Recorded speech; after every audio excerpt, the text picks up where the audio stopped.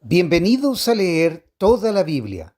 Julio 20, Segunda de Crónicas, capítulo 1, verso 1 al capítulo 3, verso 17.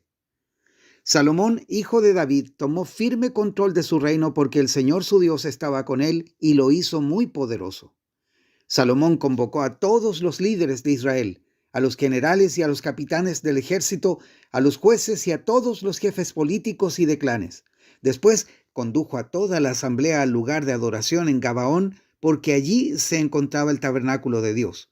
Este era el tabernáculo que Moisés, siervo del Señor, había construido en el desierto. David ya había trasladado el arca de Dios desde Kiriat Jearim a la carpa que le había preparado en Jerusalén, pero el altar de bronce hecho por Bezalel, hijo de Uri y nieto de Ur, estaba allí en Gabaón, frente al tabernáculo del Señor. Así que Salomón y el pueblo se reunieron en ese lugar para consultar al Señor. Allí, frente al tabernáculo, Salomón subió hasta el altar de bronce en la presencia del Señor y sacrificó sobre el altar 1000 ofrendas quemadas. Esa noche Dios se le apareció a Salomón y dijo: ¿Qué es lo que quieres? Pídeme y yo te lo daré. Salomón le contestó a Dios: Tú mostraste fiel amor a David, mi padre, y ahora me has hecho rey en su lugar. Oh Señor Dios, te ruego que sigas manteniendo la promesa que le hiciste a David, mi padre, pues me has hecho rey sobre un pueblo tan numeroso como el polvo de la tierra. Dame la sabiduría y el conocimiento para guiarlo correctamente, porque ¿quién podrá gobernar a este gran pueblo tuyo? Dios le dijo a Salomón: Por cuanto tu mayor deseo es ayudar a tu pueblo y no pediste abundancia, ni riquezas, ni fama, ni siquiera la muerte de tus enemigos o una larga vida, sino que has pedido sabiduría y conocimiento para gobernar a mi pueblo como es debido, ciertamente te daré la sabiduría y el conocimiento que pediste. Pero también te daré abundancia, riquezas y fama como nunca las tuvo ningún otro rey antes que tú, y como ninguno las tendrá en el futuro. Después Salomón se fue de Gabaón, el lugar de adoración donde estaba el tabernáculo, y regresó a Jerusalén y reinó sobre Israel. Salomón acumuló gran cantidad de carros de guerra y caballos, tenía 1400 carros y 12,000 caballos. Los colocó en las ciudades designadas para guardar los carros y también cerca de él en Jerusalén. El rey hizo que en Jerusalén la plata y el oro fueran tan abundantes como las piedras. Además, la valiosa madera de cedro era tan común como la higuera sicómoro que crece en las colinas de Judá. Los caballos de Salomón se importaban de Egipto y de Cilicia. Los mercaderes del rey los adquirían en Cilicia a precio de mercado.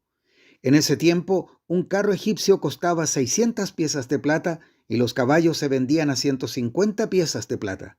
Después los exportaban a los reyes de los hititas y a los reyes de Aram. Salomón decidió construir un templo para honrar el nombre del Señor y también un palacio real para sí mismo. Reunió una fuerza de 70,000 obreros, 80,000 hombres para extraer piedras de las canteras en la zona montañosa y 3,600 capataces. Salomón también le envió el siguiente mensaje al rey Hiram de Tiro: Envíame troncos de cedro como lo hiciste con mi padre David cuando construía su palacio. Estoy a punto de construir un templo para honrar el nombre del Señor mi Dios. Será un lugar apartado para quemar incienso aromático delante de él, para presentar el pan especial del sacrificio y para sacrificar ofrendas quemadas todas las mañanas y todas las tardes en los días de descanso, en las celebraciones de Luna Nueva y en los demás festivales del Señor nuestro Dios.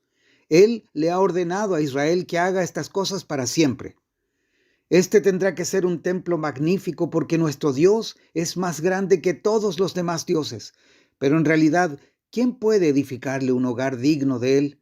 Ni siquiera los cielos más altos pueden contenerlo. ¿Quién soy yo para proponer construirle un templo, excepto como lugar para quemarle sacrificios? Envíame entonces un maestro artesano que pueda trabajar el oro, la plata, el bronce y el hierro, así como las telas de púrpura, escarlata y azul.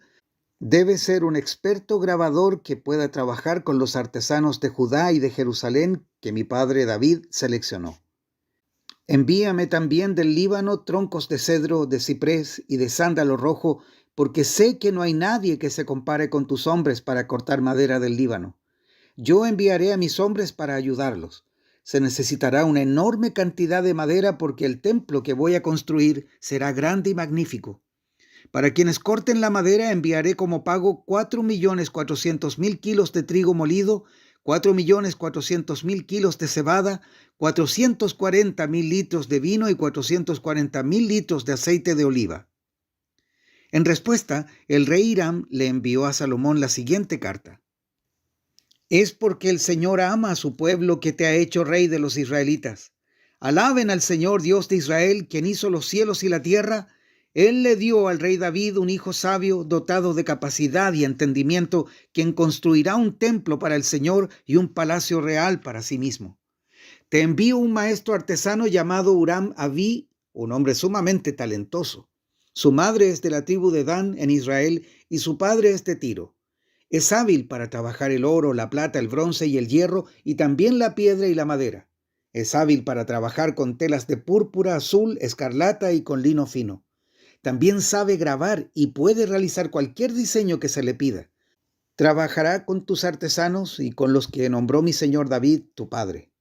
Envía ahora el trigo, la cebada, el aceite de oliva y el vino que mi señor ha mencionado. Nosotros cortaremos toda la madera que necesites de las montañas del Líbano y llevaremos los troncos en balsas por la costa del mar Mediterráneo hasta Jope. Desde allí podrás transportar los troncos hasta Jerusalén. Luego Salomón levantó un censo de todos los extranjeros que vivían en la tierra de Israel, tal como el censo que había hecho su padre, y contó 153.600 extranjeros. Asignó a 70.000 como obreros, a 80.000 como cortadores de piedra en la zona montañosa y a 3.600 como capataces. Salomón comenzó a construir el templo del Señor en Jerusalén, en el monte Moria, donde el Señor le había aparecido a David su padre. El templo se construyó en el campo de trillar de Arauna el Jebuseo, el sitio que David había elegido. La construcción comenzó a mediados de la primavera durante el 4º año del reinado de Salomón. Estas fueron las medidas que Salomón usó para los cimientos del templo de Dios, según el antiguo estándar de medición. Tenía 27 metros y medio de largo por 9 metros de ancho. La antesala que estaba frente al templo medía 9 metros de ancho, coincidía con la anchura total del templo y medía 9 metros de alto. Después revistió el interior de oro puro. Cubrió el salón principal del templo con paneles de madera de ciprés. Luego lo revistió de oro fino y lo decoró con tallas de palmeras y cadenas. Adornó las paredes del templo con hermosas joyas y con oro de la tierra de Parvaim. Revistió de oro las vigas, los umbrales, las paredes y las puertas de todo el templo, e hizo grabar en las paredes figuras de querubines. Hizo el lugar santísimo de 9 metros de ancho, igual que la anchura del templo, por 9 metros de profundidad. Revistió el interior con unos 20.000 kilos de oro fino. Los clavos de oro que se usaron pesaban 570 gramos cada uno. También revistió de oro las paredes de las habitaciones de la planta alta. Hizo 2 figuras en forma de querubines, las revistió de oro y las colocó en el lugar santísimo. La distancia entre las puntas de las alas de los 2 querubines, que estaban de pie uno al lado del otro, era de 9 metros. Una de las alas de la primera figura medía 2 metros con 30 centímetros de largo y tocaba la pared del templo. La otra ala, también de 2 metros con 30 centímetros, tocaba el extremo del ala del segundo querubín. De la misma manera, la segunda figura tenía un ala de 2 metros con 30 centímetros de largo que tocaba la pared opuesta. La otra ala, también de 2 metros con 30 centímetros de largo, tocaba el ala de la primera figura. Así que la distancia entre las puntas de las alas de los 2 querubines, uno al lado del otro, era de 9 metros. Estaban de pie con sus rostros hacia el salón principal del templo. En la entrada al lugar santísimo colocó de lado a lado una cortina hecha de lino fino decorada con hilo azul, púrpura y escarlata y bordada con figuras de querubines. Para el frente del templo hizo construir 2 columnas que tenían 8 metros de alto y encima de cada una puso un capitel que se extendía hacia arriba otros 2 metros con 30 centímetros. Hizo una pared de cadenas entrelazadas y la usó para decorar la parte superior de las columnas. También hizo 100 granadas decorativas y las sujetó a las cadenas. Luego levantó las 2 columnas a la entrada del templo, una hacia el sur de la entrada y la otra hacia el norte. A la del sur la llamó Jaquín y a la del norte Boaz. Romanos capítulo 6 versos 1 al 23. Ahora bien, ¿deberíamos seguir pecando para que Dios nos muestre más y más su gracia maravillosa? Por supuesto que no. Nosotros hemos muerto al pecado, entonces, ¿cómo es posible que sigamos viviendo en pecado? ¿O acaso olvidaron que cuando fuimos unidos a Cristo en el bautismo, nos unimos a Él en su muerte? Pues hemos muerto y fuimos sepultados con Cristo mediante el bautismo, y tal como Cristo fue levantado de los muertos por el poder glorioso del Padre, ahora nosotros también podemos vivir una vida nueva. Dado que fuimos unidos a Él en su muerte, también seremos resucitados como Él. Sabemos que nuestro antiguo ser pecaminoso fue crucificado con Cristo para que el pecado perdiera su poder en nuestra vida. Ya no somos esclavos del pecado, pues cuando morimos con Cristo, fuimos liberados del poder del pecado, y dado que morimos con Cristo, sabemos que también viviremos con Él. Estamos seguros de eso porque Cristo fue levantado de los muertos y nunca más volverá a morir. La muerte ya no tiene ningún poder sobre Él. Cuando Él murió, murió una sola vez, a fin de quebrar el poder del pecado. Pero ahora que Él vive, vive para la gloria de Dios.